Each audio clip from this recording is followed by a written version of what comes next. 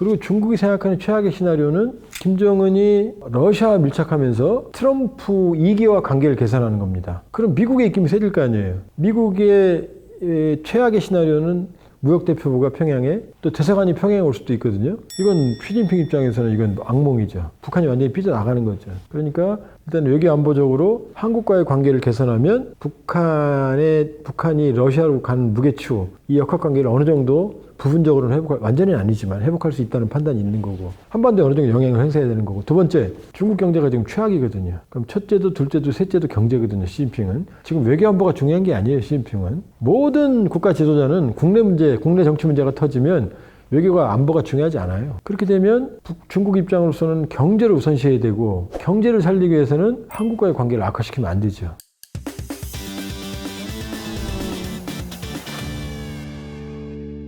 세상연구소 시청자 여러분 안녕하세요. 조한범입니다. 통일연구원 석좌연구위원으로 있고요. 북한 전문 유튜브 대동강TV를 운영하고 있습니다. 많은 시청 부탁드립니다.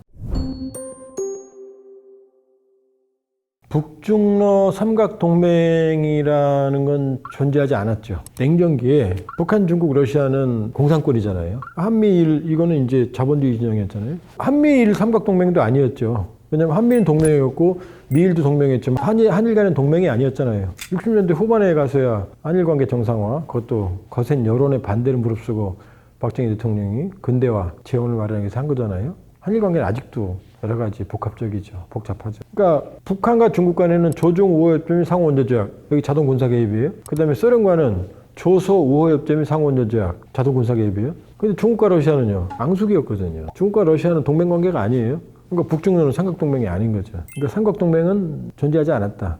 그러니까 북방 삼각 관계는 있었죠. 북한이 중국과 소련에 기대서 공산권의 이 최전선에서 이 대한민국과 한미동맹과 충돌하는 이런 그림이었거든요. 그러니까 중국과 소련은 중공과 소련이었죠.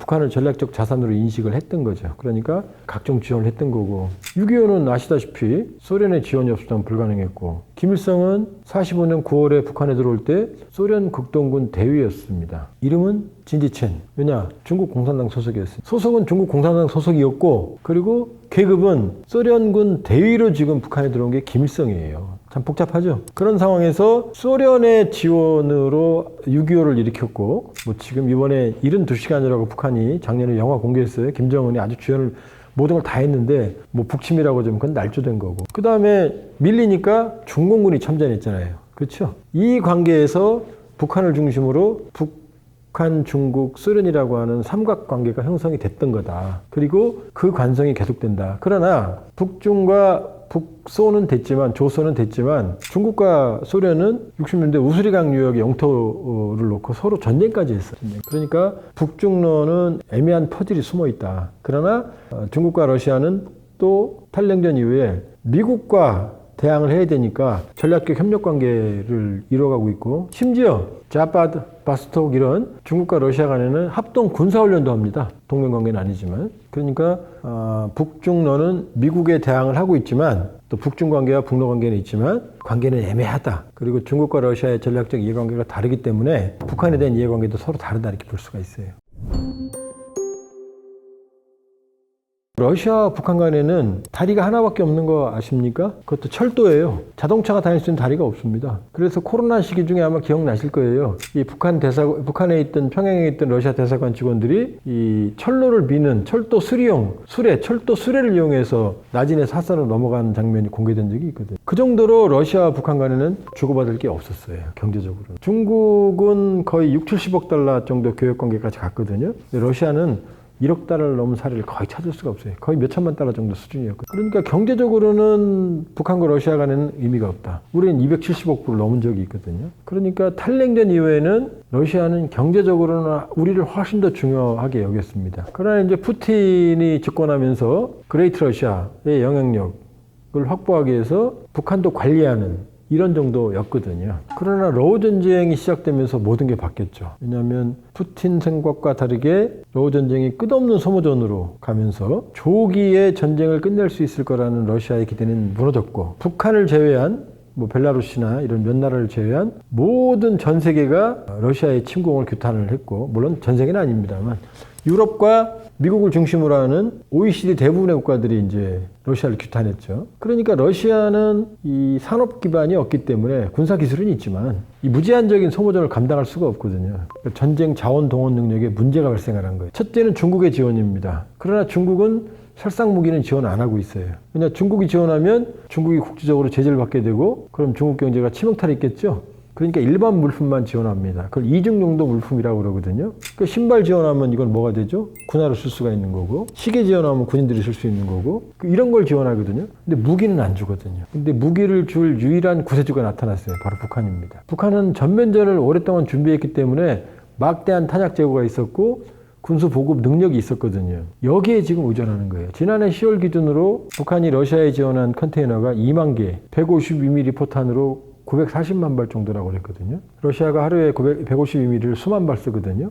얼마나 많은 양인지 아시겠죠. 그러니까 러우 전쟁이 모든 걸 바꿔놨다. 그래서 지난 2월 푸틴이 평양에 가서 그 유명한 포괄적 전략적 동반자 관계라는 일반 국가 간의 최고 단계의 조약을 체결했지만 4조에는 군사협력, 군사동맹 조약이 들어있는 애매한 조약을 체결한 이유도, 그리고 10월 상순 북한군 11,000명이 파병하는 일이 발생하게 된 거죠. 일진 일퇴의 소모전 양상으로 가면서 러시아와 우크라이나 모두 심각한 자원과 병력 부족 문제에 직면했습니다. 러시아가 아무리 인구가 많대지만 이미 1차 강제 동원했고요. 이제 더 이상 강제 동원은 안 한다고 약속을 한 상황이고, 또 많은 병력 자원들이 지금 밖으로 탈출한 상황이에요. 인구가 나와 있고. 그런데 지금 최대 80만 명 약 3년간 소모인데, 그러니까 푸틴의 가장 큰 고민 중에 하나가 병력이에요. 그러니까 시리아 아사드 정권이 맥없이 무너진 이유 중에 하나도 약 4만 명에 달하는 병력을 시리아가 러우 전쟁에 러시아 지원에서 파병했다는 설이 있거든요. 그러니까 러시아로서는 무기도 필요하지만 병력이 아주 필요한 상황이었죠. 그러니까 11,000명, 우리 국정원 판단 맞다면 이건 어마어마한 도움이 되죠. 왜냐하면 쿠르스크 전선에 러시아가 4만, 인민군이 11,000이거든요. 그럼 병력 면에서는 어마어마한 도움이 되는 거죠. 그러니까 러시아는 도움이 된다. 뭐 일부 푸틴이 아니라 김정은이 먼저 파병을 요청했다 그러는데 전 그렇게 안 봐요. 11,000명이 필요도 없는데 받아들입니까? 수송부터, 보급부터 먹여 살리고 입히고 재우고 해야 되는데, 그러니까 푸틴으로서는 반드시 필요한 병력이었다. 이렇게 볼 수 있죠. 중국의 입장에서는 북한을 전략적 자산으로 인식합니다. 왜냐하면 한반도에서 한미동맹과 중국, 압록강, 두만강을 완충지대 역할을 해준 게 북한이거든요. 이걸 버퍼존이라고 그러거든요. 그러니까 북한은 중국 안보에서 가장 중요하죠. 그 다음 두 번째, 중국은 지금 동해로 못 나오거든요. 두만강 하구가 짧게, 아주 짧은 구간, 몇 킬로에서 10몇 킬로 정도가 막혀 있거든요, 지금. 나지나산. 이게 연해주를 러시아한테 사실상 뺏긴 게 1860년 베이징 조약 때문이거든요. 그전에는 청나라는 동해로 나올 수 있었어요. 옛날로 치면 우리가 뭐 고조선 고구려 영토죠, 발해.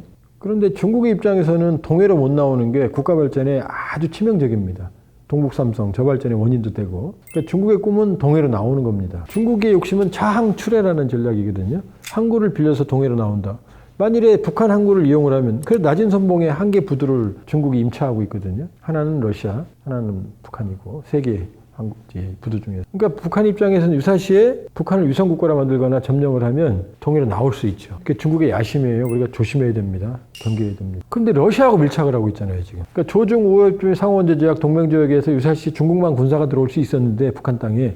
근데 러시아도 들어오잖아요. 그럼 이게 왜 문제가 되느냐? 러시아 입장에서는 중국이 동해로 나와버리면 블라디보스톡이 포위돼 버리거든요. 그 연해주는 원래 청나라 땅이었고 1860년 이전에는. 그리고 이 블라디보스톡 이쪽은 시베리아 국동은 정말 지하자원의 보고고 지정학적으로 중요하지만 인구가 희박하거든요. 수백만 내외밖에 안 되거든요. 그러니까 중국의 기침만 해도 1,000만 명만 들어와도 사실은 뺏기는 거거든요. 그 포비아가 있어요. 그러니까 유사시 중국이 들어오면 러시아는 중국이 동해로 나오는 걸 차단하려는 움직임을 보이겠죠. 들어와서. 그러니까 북러 밀착은 중국에게는 아주 불쾌한 일이 된다. 이렇게 볼 수 있죠. 그러니까 중국과 러시아는 미국에 대응하기 위해서 전략적 협력 관계를 이어가고 있죠. 뭐 합동 훈련도 하고, 뭐 합동 해군 훈련도 하고, 공군 훈련도 합니다. 지상 훈련도 해요. 1년에 한 번씩. 그 유명한 탱크 바이애슬론이라고 보셨는지 모르겠지만 거기에 중국 탱크도 참여합니다. 러시아에서. 그런데 이제 문제는 그렇게 겉으로는 협력 관계지만 당장 연해주 블라디보스토크 포함하는 그 방대한 영토가 중국 입장에서 항상 머릿속에 있을 거 아니에요. 베이징 조약 전에는 우리 거였는데 저거 지금 우리 거면은 동해로 나가는데, 자, 베이징 조약에 의해서 이제 영국이 구렁반도, 홍콩을 가져가지만 이건 반환 기일이 있었어요. 그 반환 기일이 있으니까 반환했잖아요, 지금. 영국도 울며 겨자 먹기 했겠지만. 그러나 지금 이 연해주는 그냥 아예 반환 기일이 없이 가져가 버린 거거든요. 그리고 이 러시아와 중국 간의 영토 문제, 우스리 수강 이쪽도 아주 깔끔하게 정리됐다고 보기는 어려워요. 지금 인도하고 중국은 어떻게 되죠? 지금 계속 영토 분쟁이 있잖아요. 지금 국경이 확정이 안 됐거든요. 그러니까 중국과 러시아는 사실은 겉으로는 협력하지만 사실 속으로는 애증 관계가 있다. 예를 들면 러시아가 중국에게 전략 무기 같은 건 안 줍니다. 예를 들면 중국이 제일 원하는 게 러시아의 전투기 엔진 기술이거든요. 근데 러시아가 안 줘요, 이거를. 그래서 중국이 자랑하는 항공모함의 함재기들도 성능이 현저하게 떨어져요. 엔진 수명도 짧고. 그게 중국과 러시아의 관계예요. 그러니까 미국 앞에서 협력은 하지만 그러나 양측 간에는 내면적으로 긴장 관계가 있고, 또 북러 밀착에 따라서 중국은 상당히 기분 나쁜 상황으로 몰려가고 있다, 이렇게 볼 수 있어요. 중국은 본인들이 북한을 매겨 살린다고 생각하거든요. 왜냐하면 2023년 기준으로 북한 대외교역의 98.3%가 중국입니다. 중국이 다예요, 쉽게 말하면. 그 다음 10만에서 20만 명에 달하는 북한의 노동자를 대북 제재 위반에도 불구하고 지금 묵인하고 있거든요. 이게 유일한 북한의 현금 수입원이거든요. 합법적인 건 아니죠. 그 다음에 원유, 압록강 하구에 있는 태평만댐 내로, 지하로 지금 원유 송유관이 중국에서 북한으로 이어져 있거든요. 여기 생명줄에 얼마나 가는지 아무도 몰라요. 지하에 숨어져 있으니까. 이 세 가지 중에 하나만 끊어도 북한은 흔들립니다. 그러니까 중국은 본인들이 북한을 매겨 살리고 있다, 이렇게 생각해요. 그런데 북한은 중국 말을 안 듣거든요. 첫째, 핵 개발할 때 북한이 말을 안 들었어요. 중국이 북한 핵 개발 도왔다? 공식적으로는 도와주지 않았어요. 왜냐? 북한이 제일 지금 힘든 게 대북 제재거든요. 2017년 12월 2397호까지. 그런데 유엔에서 제재를 부과할 때는 안보리 상임이사국 5개가 모두 동의해야 되거든요. 러시아하고 중국이 상임이사국이거든요. 영국, 프랑스, 미국. 동의했다는 얘기예요. 북한이 핵 개발할 때마다 제재를 부과했거든요. 이건 중국말 안 들었다는 얘기죠. 그러니까 북한 핵 개발은 중국에게도 사실 불편한 일이었거든요. 왜냐? 북한이 핵을 가지면 중국말 안 듣거든요. 우리도 핵 가지면 주한미군 필요 없잖아요, 사실. 그렇죠? 그러니까 중국과의 관계에서 북한은 항상 자주성을 유지하려고 그랬어요. 왜냐? 거대한 국가의 말을 듣기 때문에 종속되잖아요. 그러니까 김일성은 항상 중국과 대등한 관계를 유지하려고 그랬고 등거리 얘기를 했어요. 러시아와 소련과. 그러니까 중국말을 잘 안 들었죠. 필요한 건 가지고 오면서. 중국은 어쩔 수 없이 관리해야 되니까. 그리고 김정은 정권은 출범하면서부터 반중했어요. 친중파의 거두였던 장성택을 제거했고 2013년에 이 당시 친중파를 모두 숙청해버립니다. 그 다음에 2010년 2월에는 중국이 보호하고 있던 김정남까지 죽여버리거든요. 암살하거든요. 왜냐? 김정남은 잠재적인 권력 경쟁자니까. 그러니까 북한 정권의 입장에서는 항상 중국은 맹방이면서도 북한 정권을 위협할 수 있는 잠재적인 적이 된 거죠. 또 호시탐탐 이 동해를 노리는 세력이니까. 그러니까 북중 관계는 서로 혈맹인 것처럼 보이지만, 자, 6.25 때 중공군이 김일성을 도왔죠? 거꾸로 김일성이 49년 집권하고 나서 마오쩌둥은 49년에 중공을 세우거든요. 이 기간 동안 마오쩌둥은 그냥 게릴라였어요. 이때 김일성이 본인도 중국 공산당 출신이었으니까 마오쩌둥의 동북전쟁, 만주에서 전쟁을 어마어마하게 지원합니다. 소총도 2만 정, 그때 천문학적인 규모였죠. 지원하고, 그 다음에 중공군, 게릴라죠, 그 당시에는. 부상병들도 데려다가 치료해주거든요. 그러니까 자기들도 할 만큼 했다고 생각하는 거예요. 그러니까 항상 북중 관계에서, 심지어 김일성, 김정일은 마오쩌둥은 자기가 없었으면, 북한 없었으면 중공 못 세웠다고 생각까지 합니다. 그러니까 당당하게 받는 거죠. 그러니까 이런 관계에서 지금 북러 관계, 러북 관계가 밀착으로 가버리니까 이제 김정은 좀 간이 부으는 거죠. 더 자율성이 생기니까. 그러니까 중국은 북한에게 불쾌한 표시를 계속 내는 거죠. 북한도 기분 나쁜 표시를 내는 거고, 충돌하고 있는 거고, 뭐 노동자 들어가라 부터 시작해서 원유 공급량을 줄일 수도 있는 거고, 자, 무역 관계도 줄고 있어요. 지난해 2024년은 2023년에 비해서 5%까지 줄었어요. 2023년은 한 27억 불 냈는데 많이 갈 땐 60, 70억 불이었거든요. 이게 축소했는데 회복이 안 되고 있어요. 큰 흐름에서 보면 북중 관계도 이상전선이 있다, 이렇게 볼 수 있죠. 중국 입장에서는 안보적으로 볼 때 북한이 러시아로 급격히 밀착하면 이 상태에서 한국과도 관계가 악화되면 아무런 이 한반도에 영향이 없게 되는 거죠. 그리고 중국이 생각하는 최악의 시나리오는 김정은이 러시아와 밀착하면서 트럼프 2기와 관계를 개선하는 겁니다. 그럼 미국의 입김이 세질 거 아니에요. 미국의 최악의 시나리오는 무역대표부가 평양에 또 대사관이 평양에 올 수도 있거든요. 이건 시진핑 입장에서는 이건 악몽이죠. 북한이 완전히 삐져나가는 거죠. 그러니까 일단 외교 안보적으로 한국과의 관계를 개선하면 북한이 러시아로 간 무게추 이 역학관계를 어느 정도 부분적으로는 완전히는 아니지만 회복할 수 있다는 판단이 있는 거고 한반도에 어느 정도 영향을 행사해야 되는 거고 두 번째 중국 경제가 지금 최악이거든요. 그럼 첫째도 둘째도 셋째도 경제거든요. 시진핑은 지금 외교 안보가 중요한 게 아니에요. 시진핑은 모든 국가 지도자는 국내 문제 국내 정치 문제가 터지면 외교가 안보가 중요하지 않아요. 그렇게 되면 중국 입장으로서는 경제를 우선시해야 되고 경제를 살리기 위해서는 한국과의 관계를 악화시키면 안 되죠. 이 사드로 국과의 관계 악화돼 봤잖아요. 남은 게 없잖아요. 코피 터졌잖아요. 중국도 우리도 피해봤지만 그러니까 북러의 급격한 밀착 상황에서 경제적으로 안보적으로 외교안보적으로 시진핑 정권이 한국과의 관계를 개선하는 건 어떻게 보면 당연하다. 외교 ABC다 이렇게 볼 수 있죠. 북중러와 한미일 구도는 그거는 냉전의 추억일 뿐입니다. 냉전기에는 자본주의 진영과 공산주의 진영이 목숨 걸고 충돌했거든요. 그러니까 우리가 월남전에 파병까지 했던 거고. 그런데 냉전 이후에는 이념이라는 진영이 존재하나요? 존재하지 않습니다. 우리 중공이었던 중국과 수십 년간 교육관계 지금도 최대 교육관계입니다. 그 다음 소련하고도 수교했잖아요. 그리고 경제관계 발전했거든요. 지금 이념이라는 세멘트가 존재하지 않습니다. 세멘트. 그러니까 자본주의와 공산주의 진영이라는 정말로 완벽한 분리된 그 당시는 이념적으로도 분리되어 있었지만 경제 블록도 공급망이 두 개였어요. 공산주의 공급망, 자본주의 공급망. 둘이는 거래가 거의 없었어요. 지들끼리 먹고 살았어요. 서로 수출 통제했습니다. 지금 그러나요? 러시아, 중국, 지금 물건 다 서로. 러시아가 지금 석유를 공산주의 진영에만 파나요? 중국이 물건 어디다 팔아요? 유럽, 한국, 일본, 미국이 더 많이 팔잖아요. 러시아보다. 그런 진영 존재하지 않습니다. 그럼 북중러는 자 말씀을 드렸습니다. 중국과 북한은 애증 관계가 있어요. 긴장 관계가. 그렇다고 둘은 영원히 버리지 않습니다. 둘이 아마 최악으로 가지는 않을 거예요.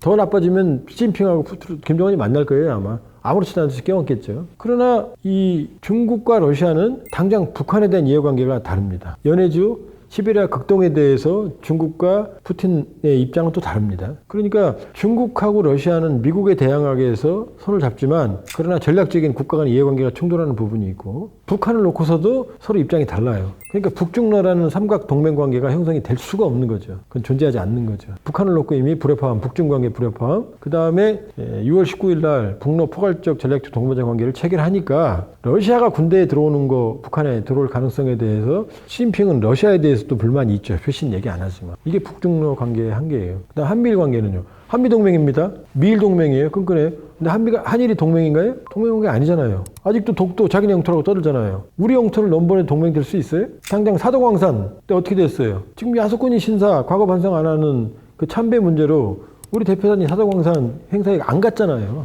틈만 나면 독도 문제 얘기할 거고 과거사 사과 안 하고. 근데 우리가 어떻게 한일 동맹이 될 수가 있습니까? 한미일이. 하나가 안 되는 거죠. 그러나 북한 핵의 위협은 우리도 위협이고 일본도 위협이고 또 미일 동맹, 한미 동맹이고 또 한미일이 협력해야 중국과 이런 북방의 어떤 잠재적 위협에 대해서 효과적인 대응이 가능하거든요. 그러니까 손을 잡는 거예요. 자, 한미일이 동맹 체제로 가려면 어떻게 되는? 일본이 독도 문제 한국 땅이고 과거사 철저하게 사과하고 용서받고 그럼 되겠죠. 근데 일본이 그렇게 할까요? 그렇게 안 하죠. 그러니까 한미일 대 북중러라는 건 착시다. 관계. 지금은 진영은 존재하지 않습니다. 바이든이 진영 논리를 핀 건 뭐냐? 미국의 국력이 쇠퇴하니까 과거 전 세계 GDP의 40%가 갔는데 지금 25% 줄고 있거든요. 그러니까 미국의 두 얼굴이 트럼프와 바이든이에요. 국력이 예전만 못하니 아직도 절대 강자죠. 그렇지만 예전만 못하니 민주주의 진영, 야 우리 민주주의라고 어깨동무하자, 같이 싸우자 누구랑 중국, 러시아가 권위주의 북한이랑 예전만 같지 않으니까 바이든이 동맹의 힘을 빌리는 거고 트럼프는요. 우리가 예전 같지 않으니까 돈을 내놔라. 라고 말하는 게 그렇게 마가거든요. 그러니까 트럼프가 정확히 말하는 게 바로 이 느슨한 진영 논리 속에서의 각자도생, 자국 우선주의, 자국 신뢰주의 이게 현재의 냉혹한 현 질서입니다. 러우 전쟁 끝나면 유럽도 분열할 거예요. 러우 전쟁 끝나면 지금 이 전선은 다 와야 됩니다. 각자 이제 그 상황에서 실리를 찾는 러시아, 우크라이나 대상으로 실리를 찾는 일들이 진행이 될 거거든요. 그러니까 한미일 대 북중러는 냉전의 추억일 뿐이다. 이 냉혹한 세계. 트럼프가 우리한테 주는 교훈이에요. 우리는 한미동맹을 사랑이라고 생각했잖아요. 그런데 트럼프가 뭐라고 그러죠? 계약이야. 동맹은 계약이야. 돈을 내놔. 안 그러면 나 떠날 거야. 나토한테 우리한테 말하잖아요. 그럼 트럼프가 나쁘냐? 아니죠. 왜 미국이 무제한적인 남의 나라를 지켜줍니까? 자기들 자국의 이해관계를 떠나서. 냉전 때는 그 진영을 지키는 게 미국의 이해관계였거든요. 근데 지금은 자기들도 아닌 분쟁에 무한정 돈을 써야 될 이유를 그만한 여유가 없는 거죠. 그러니까 미국이 약해졌다는 거 보여주는 게 바이든의 진영 논리고 트럼프의 마가예요. 그러니까 북중러, 한미일 이런 진영 논리 착시에 넘어가서는 안 된다. 우리 한미동맹 그동안 유해했고 앞으로도 유해할 겁니다. 상당 기간 동안. 한미동맹이라는 기반 위에서 대한민국의 국익을 실현하는 냉혹한 국제질서에서 오로지 국익을 실현하는 그런 외교안보적 실리, 자세가 필요하고 김정은 정권이 통일민족 개념을 포기하고 우리를 적대관계로 전환했잖아요. 그걸 묵인해서는 안 됩니다. 김정은이 원하는 적대관계는 전쟁관계로 전환하는 거예요. 언제든 전쟁한다는 얘기입니다. 통일민족 개념 포기하겠다는 얘기 자기 독재만 유지하겠다는 거예요. 언제든 전쟁 터질 수 있고 행복이 있을 수 있고 북한의 독재체를 유지하고 우리는 이 거대한 분담 비용을 지불하면서 영원히 국가의 미래를 추구한다?